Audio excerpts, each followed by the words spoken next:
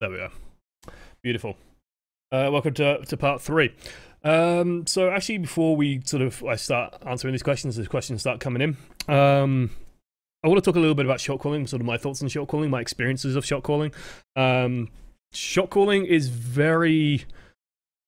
it means different things to different people. To me, shot calling is very, very simple. It's going into a fight with a plan. Shot calling, you are calling the shots. You are calling what is going to happen during this fight.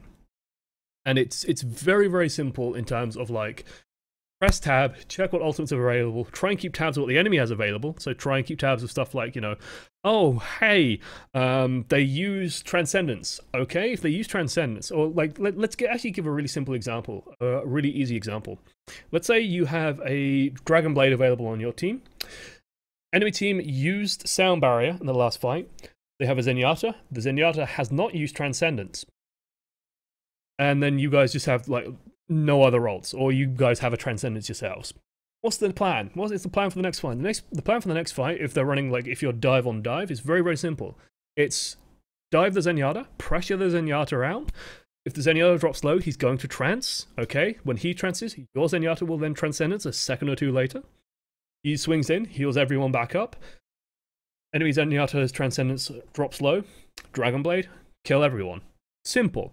And it's simple based on just like 1 or 2 bits of information. We know they don't have Sound Barrier. We assume they have Transcendence. If they don't have Transcendence, you dive the Zenyatta dies, then you can just clean up and win. You could make a decision at the moment to use Dragon Blade. And you can say at the time, like, okay guys, they only have 1 defensive ultimate. We're going to focus Zenyatta, get the Transcendence, and then Dragon Blade. Don't use other stuff unless like you really need to.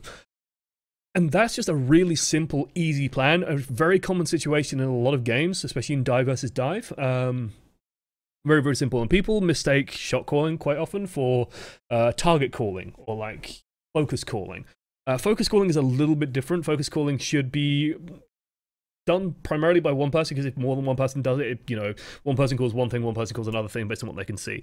So someone should take charge. In my mind, it should usually be the Winston, because the Winston is just that little bit less mobile than a lot of the other heroes. Unless you're playing like a pre-constructed team, then you could work it out. Whoever is the most vocal, whoever has the best game sense can sort of do it. So yeah, like, it's just a matter of building plans. What I will also say in ranked, shot calling, good shot calling can give you an edge. Especially on the European servers. In America, it's a bit different, and I don't have like a huge volume of experience. In Europe, people are generally very quiet. So you generally don't get that huge volume of shot calling. So odds are both teams don't have shot callers. Both teams generally, you know, are playing off their understanding of the game entirely. If one team has a better understanding of the game, it's reacting better to the inputs they're seeing and don't need shot calling to sort of react appropriately, that means the team's going to have an advantage. You can give your team that advantage by actually taking over and shot calling, but I personally, and this is also partially just of how I like to play, it's very rare I will do like takeover shot calling, because I like to assume that the people I'm playing with understand the game at a certain level where if stuff is happening, they can usually understand and read that situation. So yeah. Otherwise, like, yeah, so part of me thinks that people overrate shot calling, and bad shot calling can be really detrimental, actually, to be honest with you. It's not necessarily like bad shot calling, because I think following a bad plan is better than following no plan.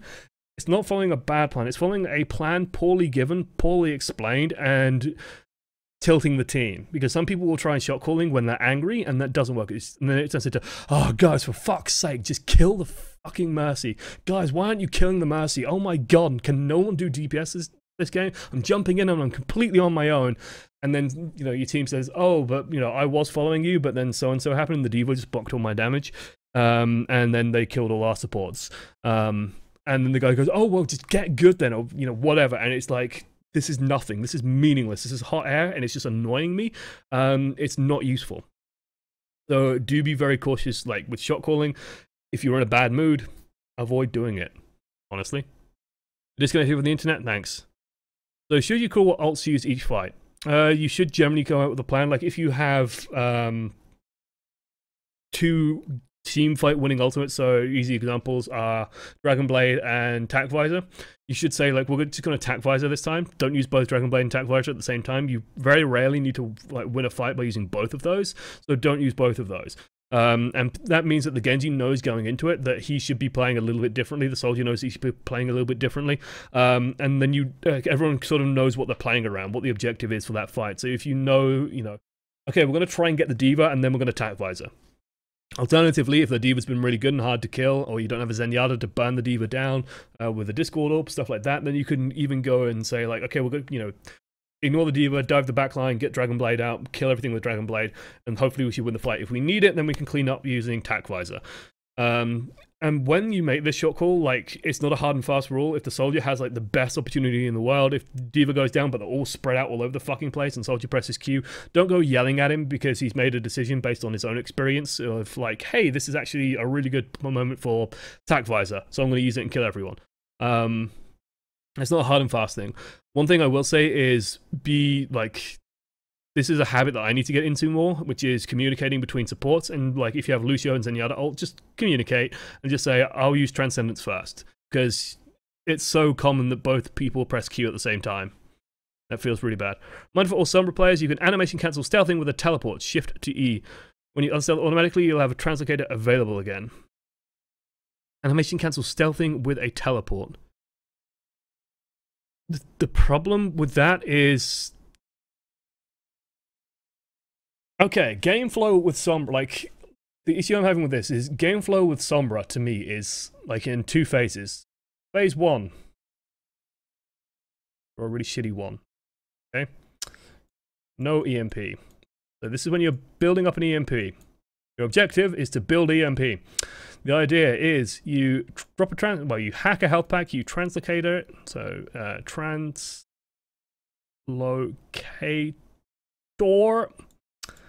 You be down, you stealth in, you shoot someone in the back to build up ultimate charge as quickly as you possibly can, and then you translocate out. Ugh. A's are hard.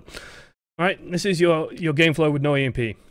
Put translocator down on the health pack you've hacked, run in, shoot someone in the back a shitload, try and do as much damage as you can. You start taking damage, you drop to about 100 hit points, you press E, you're out, you heal back up, run back out, throw the translocator, stealth, run back in, shoot someone in the back, so on, so on, so on, so on, so on. Super easy. Super, super duper easy. Then you have step 2, where you have EMP, and that's just position. I'm gonna just this position, trust me, and then EMP. Like, it's not difficult to do. That's usually getting your translocator, you stealth, run forward, throw your translocator in, EMP. Uganda is useless, shoot everyone, win game, win fight, easy life. So sort of this trick, cute, I guess, but rarely relevant, or should be rarely relevant. You should be in control and prepared with Sombra quite often. Let's stop dilly-dallying. Doomfist next week. Who is on your 6-man Doomfist team? Whatever other people are playing. I'm looking forward to playing some Doomfist, though. I'm really looking forward to playing Doomfist. Is there a good way to practice Sombra play other than aim and quick play? No.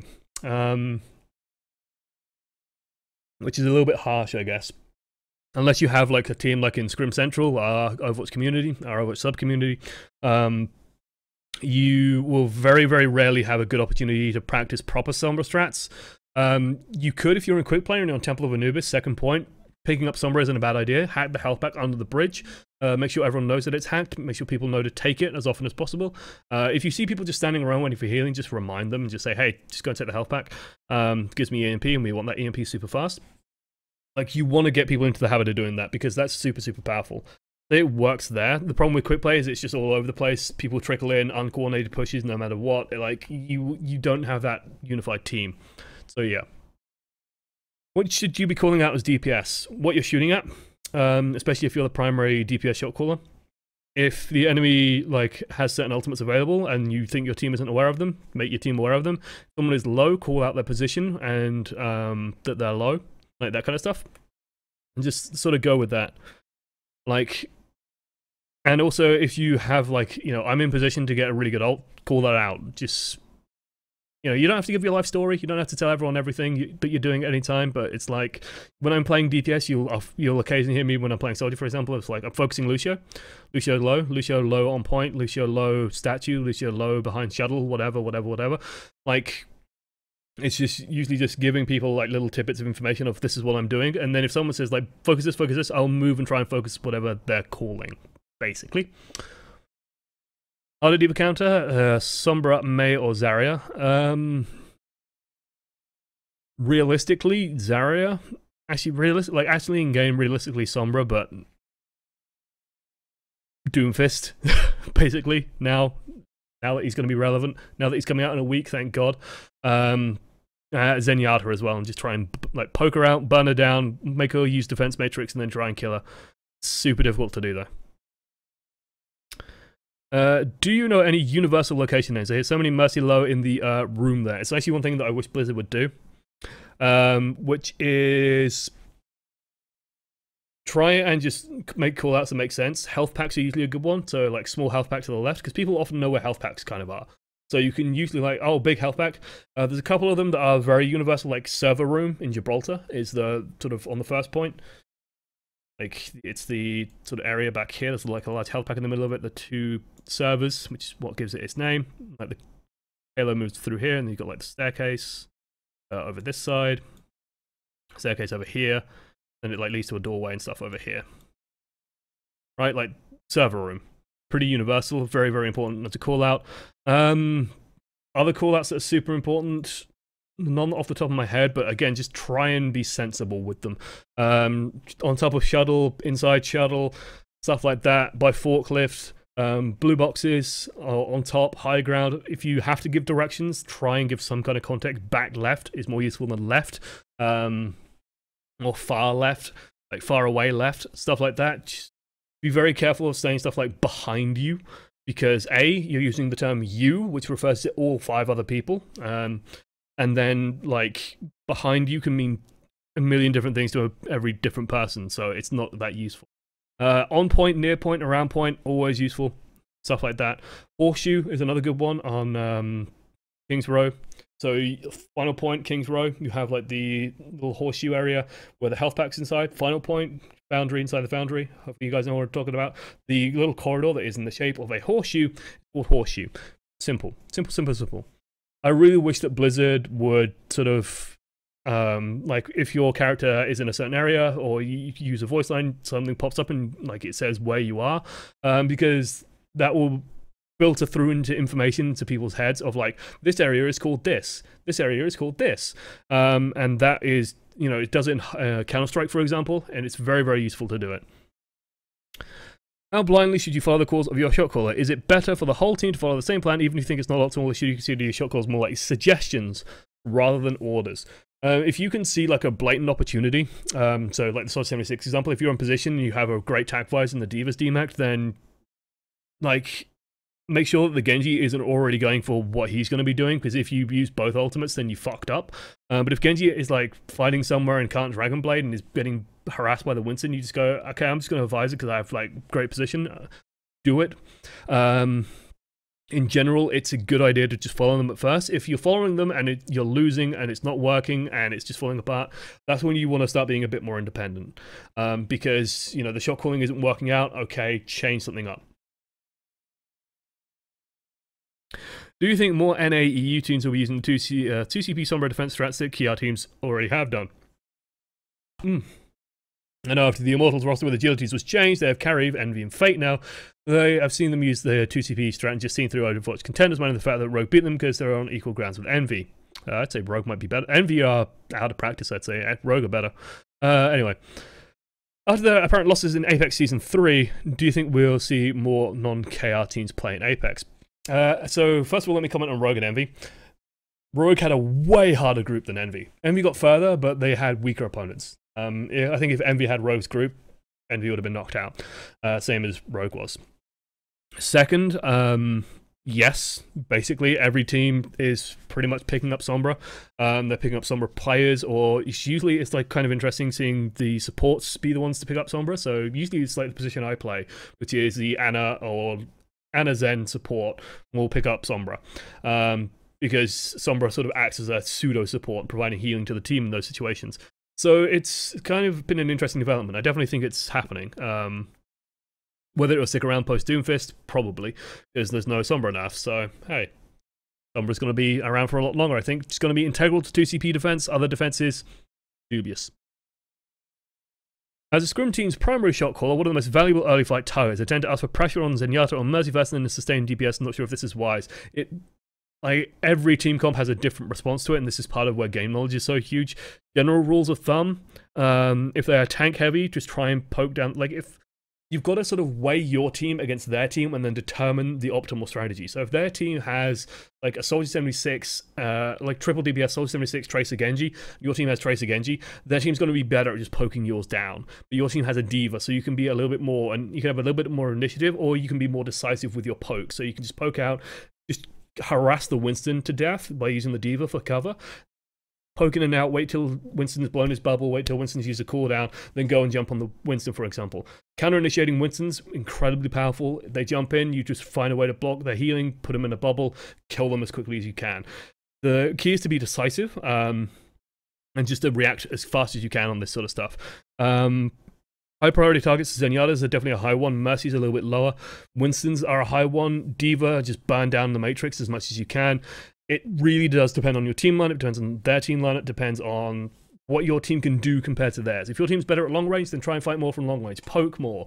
Wear down the tanks, make them engage into you, take good position, focus on doing that. And then when they engage, just blow stuff up as quickly as you can. If you're playing a dive team, then you want to, and you're playing super aggro dive, then you can play super aggro dive. Get onto the supports as fast as you can, make sure you're killing their supports faster than yours are dying, and then doing stuff off the back of that. Like, you've really got to build this stuff up piece by piece, and just understand, like, our team lineup is really good at doing this, we should do this. Their team lineup has got a weakness on this, we should exploit that. They have no Diva, okay, they can't really peel that great for a Zenyatta, so we should just burn the Zenyatta, especially if we can, like, and then you should be conveying to your team as well, like, if we can get Biotic Field, even better, because that means that you can then burn down the Soldier, for example. It's all these like little bits of information all filtered together, and that's how you form your plans. It's difficult and it takes a lot of experience, but that's part of why we play. Beautiful order host from Queenus. A lot of people are watching for an order host. Very nice, very nice. Let's see. My plans tend to be unadaptive. Yes. Let's see. Any other questions? Oh god, I just got here. What's going on? Questions are going on. When is it a good time to use an ultimate? I noticed that a lot of people just ult when everyone else starts ulting. What makes you decide that you should be ulting? This mainly refers to DPS and Mercy, but also could also encompass other roles. Very general question, very tricky question. If a lot of other people are ulting, that's actually a signal that you should avoid ulting. It sounds strange, right? But one thing that's very true in Overwatch, and this is sort of getting to a very basic concept. I'll have a video series about these basic concepts relatively soon that will help explain these. Ultimate economy is huge in Overwatch. The ultimate economy is the idea that every time you spend an ultimate, it's going to take you time to rebuild that ultimate, right? It's going to take you time and effort to get it back, and you won't have it for a while. So when you spend that ultimate, your team is a bit weaker. So if you win a team fight, and let's say that both teams have 6 ultimates, your team crashes into theirs, you use all 6 ultimates, you kill their team, and they use 0. Your team now has 0 ultimates, their team has 6. They go into your team, they use 2 ultimates. They use Dragon Blade and Down Barrier. They engage super hard, and you dive in, kill everyone. What the many. The journey of 1,000 miles begins with a single step. Thank you. That's a lot of money. Wow, that's incredibly generous. Thank you a lot. That makes quite a nice difference. Quite humbling. I've also lost my train of thought a little bit. Ultimate economy. It's also a very, very true idea. You will never improve instantaneously. It's all step by step. Don't expect instant results. Just take what knowledge you can, grow, develop. True for all things. Nothing for life worth doing is easy or quick. Thank you, Rosadore. Wow. Insane. Okay. Ultimate economy. So if you use 6 ultimates, then they use 2. Then you go into the next fight, and because they smash you with 2 ultimates, you don't have any ultimates built up. They use 2. You lose even further. They use 2 more. They push you even further. Now your ultimates are starting to come back online, but the first 2 that they used still coming back online because they have momentum, so they're building ultimates faster. You've just blown a shitload of ultimates. And do you really need Dragon Blade and Tactical Visor to kill the enemy team? Probably not. You could probably just finish it off bit by bit. You know, Genji goes in, kills 3 people, you just clean up the rest. Easy. So when a lot of people are using ultimates, that's a signal, don't use ultimates. If a lot of the enemy team are using ultimates, try and weigh up like your counter response to that. So if they engage super hard but you have a defensive ultimate, just bide your time. You know, just go hug Zenyatta for a little bit and then press Q on Soldier 76 and kill everyone. Like, you can, it's sort of this thing of constantly assessing the changing situation of, okay, we are starting a team fight. Okay, they've used this, but Zenyatta used this. Okay, so now we're safe from this threat. Like, we know that the Genji Dragon Blade can't kill us through Transcendence unless he's nano boosted, and even then it's difficult. So we're probably okay. So then I can then make an informed decision based on that. Soldier 76 has used his ultimate. Okay, now we're probably fine. Like, now we're doing damage back to them. Then they've used Sound Barrier and blocked a lot of that damage. Okay, if we want to win this fight, we might need to use something else. Like, they've managed to counter, like, we've both just countered each other's resources. Now we might need to commit something else. Everyone's starting to die, but we're winning the fight. Okay, now I might want to resurrect. Stuff like that. If the enemy team also comes in and, like, just to take the VOD from today as an example, like, they use a shit ton of ultimates at one of these points. I think on the defense, when the Hanzo got his play of the game, like, they used friggin' everything on the planet to do so. Yeah. Like, this is an example of terrible ultimate economy. They've used Earth Shatter, Graviton Surge, Dragon Strike, Nano Boost. 4 ultimates. Looking at their team, they have Resurrect available, and they have something available. Dragon Blade, possibly. Like, so the only 2 possibilities is Res and Dragon Blade. That's the only 2 things we have to worry about now. If they Dragon Blade and we EMP, the Dragon Blade does nothing. We have a counter to it. Mercy can also just Res, so if Mercy stays alive, Dragon Blade does nothing. We can also EMP the Mercy, and Mercy will not have that resource available.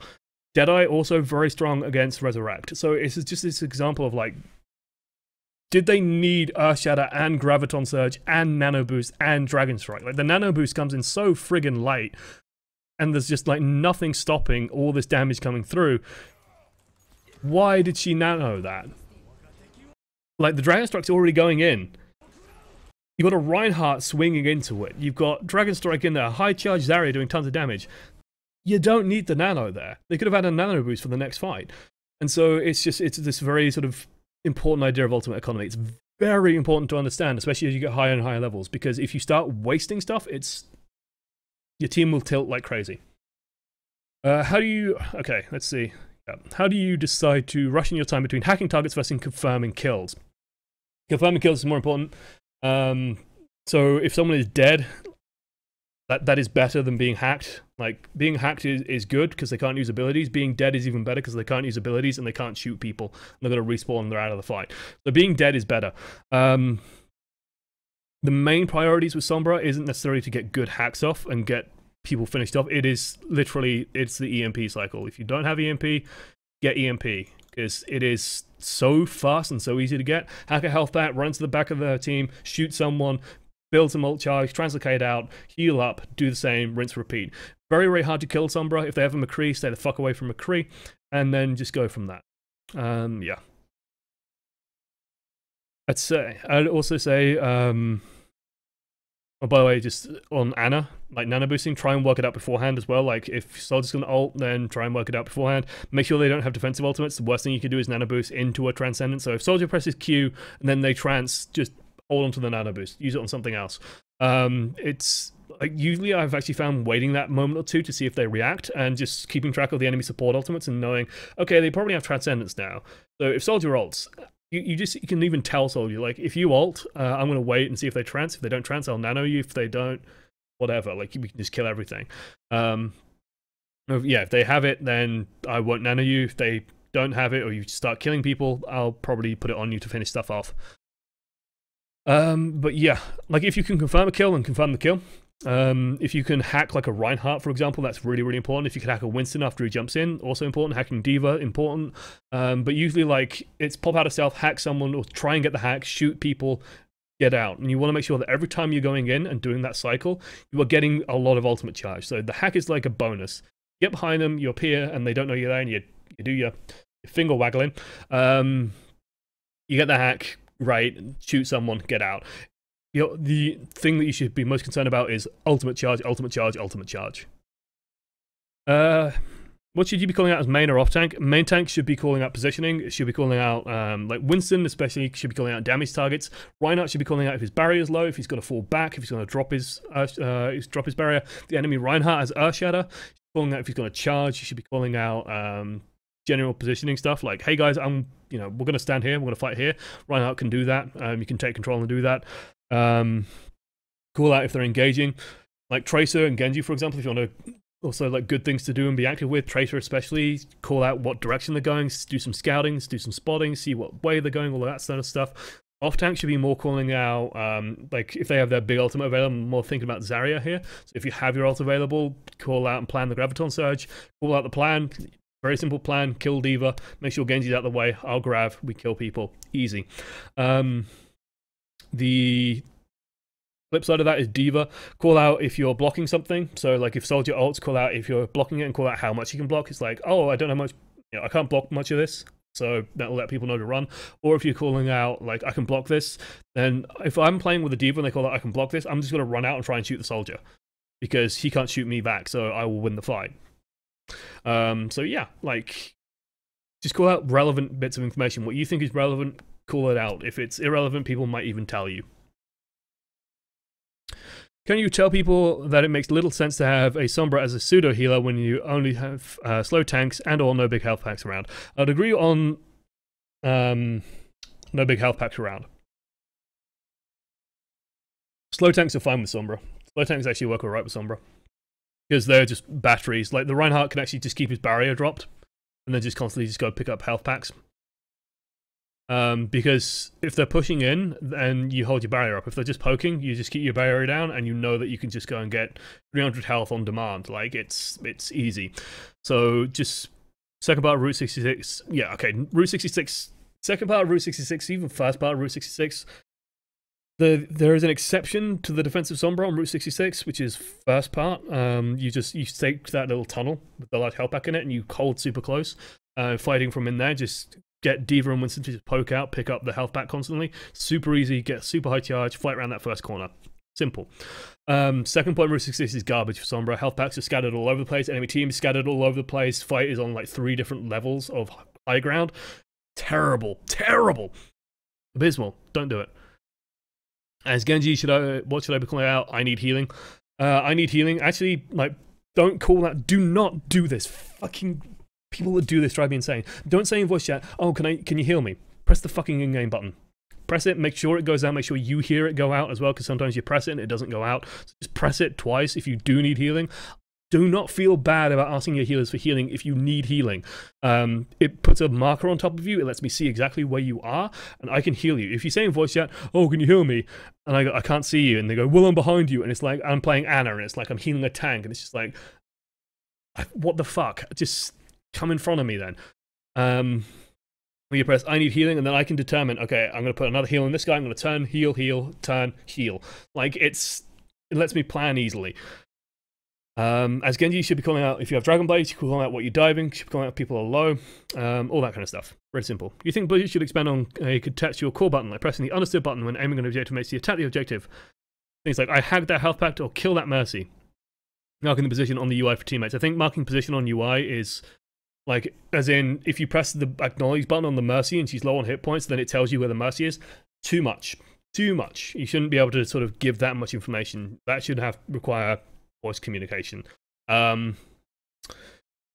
Stuff like the health pack, like so-and-so health pack is hacked. I think that might be a little bit of information overload, especially now because you can see the silhouettes of hacked health packs, so you can see where they are. That is already sort of giving you that information, so there's no need to give it to you twice. Contextual calls, maybe.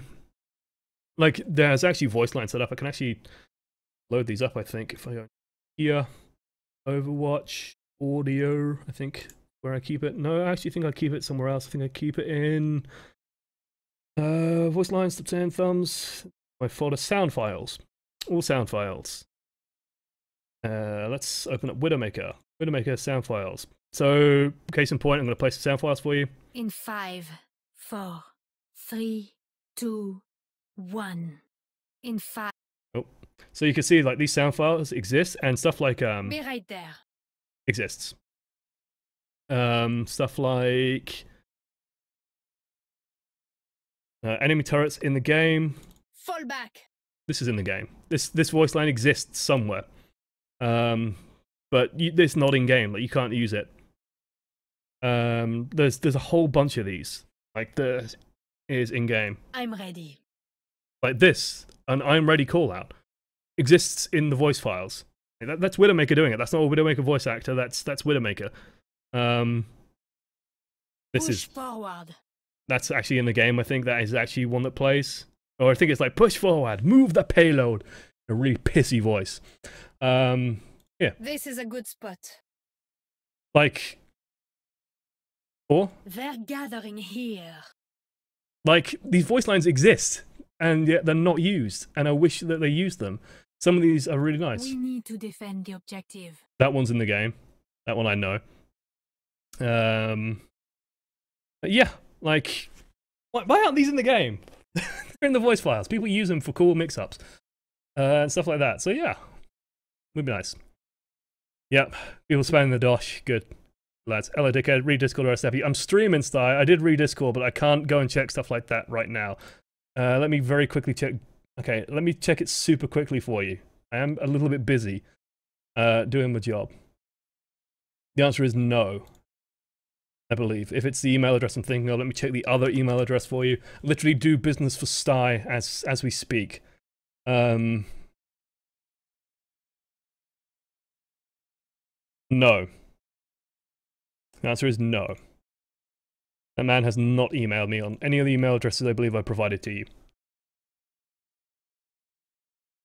Let's see. This is unrelated, but I've noticed pro tracers are playing very reckless, not only in dive comps, but I try to play very carefully and run away much more. Am I doing it wrong? Pro tracers know how to play safely. Pro tracers know how to play to the very edge of their limits. My advice is just start experimenting with it more. Pro tracers generally play very independently as well of their team. They will respond to when their team dives, but a lot of the time they're just doing their own thing, and then when the dive goes in, they'll move in as well to initiate on the dive. So you'll generally see the tracers if you watch, like when you watch the World Cup tonight, for example, you'll see the tracers, for example. They'll be looking for stuff like putting sticks on the Winstons. You'll see pulse bombs on Winstons very regularly because it's just the fastest way to blow the Winston up. They'll be doing that independently. They'll be harassing people independently. They'll be moving independently of the team, and then when the team dives on someone, the tracer will swing in from a different angle. And so they'll all just meet up on the target, kill the target, and then do other stuff. UK will shit all over Germany. They have no chance. The team is shit. Put it out on Reddit. Damn straight. Otherwise, guys managed to distract everyone. Widowmaker nerd. Yeah, I'm a Widowmaker nerd. They can't use them all. They're activated through certain actions. Oof. Still, I want them in the game. Anyway, last question, and then we'll wrap it up. Got any tips for aiming with McCree? I'm fine with Hanzo, Widow, Soldier, etc., but I have trouble with the recoil for McCree when predicting. The recoil with McCree, have you tried the mode with the recoil adaptation off? Like, there's an option. So if I take this, Alt-Z, escape, escape, escape, options, controls, all heroes, McCree, advanced... Aim technique, no, this is for controllers. Is it there's a fucking option somewhere. Recoil, there, this one. Recoil recovery aim compensation. Turn that off, try that out, see how that works for you. My advice is just trust the crosshair. The crosshair is absolute. Don't think about the recoil. Overwatch doesn't care about recoil. This isn't Counter-Strike. The bullet goes where the crosshair says mostly, especially with McCree, like the bullet will go where the crosshair is pointing. So just use the crosshair. That's my advice. If some people find it easier with this, I find it easier without. I just trust in the crosshair and just use the crosshair and follow that. Works for me. All right, guys. Thank you for watching to the end. If you do want to send in some footage, then this is on the screen. Send it into oamreviews@gmail.com. And send in the title, send in the hero name and the rank it's played at. Also include if you're a Twitch subscriber or not. If you're a Twitch subscriber, you have a little bit of a higher chance. I believe today was a subscriber. Just if I'm deciding between a bunch of different games, I'll pick the ones with the subs over the non-subs, just as my way of giving back. Otherwise, yeah, that is it. Definitely come by and watch us live as well if you have an opportunity. That's 10 PM British time on ESL_OneAmongstMany. It's all in the description below if you're watching this on YouTube. And yeah, hopefully I'll see you there. We'll do it on Friday and Saturday. Sometimes it moves to Sunday, depending on if there's a tournament happening, which there will be tomorrow, but that's not relevant for the VOD, so hey. Otherwise, thank you guys for watching to the end. Toodles. Boom, YouTube's gone. Simple. Right guys, we're going to play some Overwatch. Now that Sty stopped harassing me in the middle of a stream.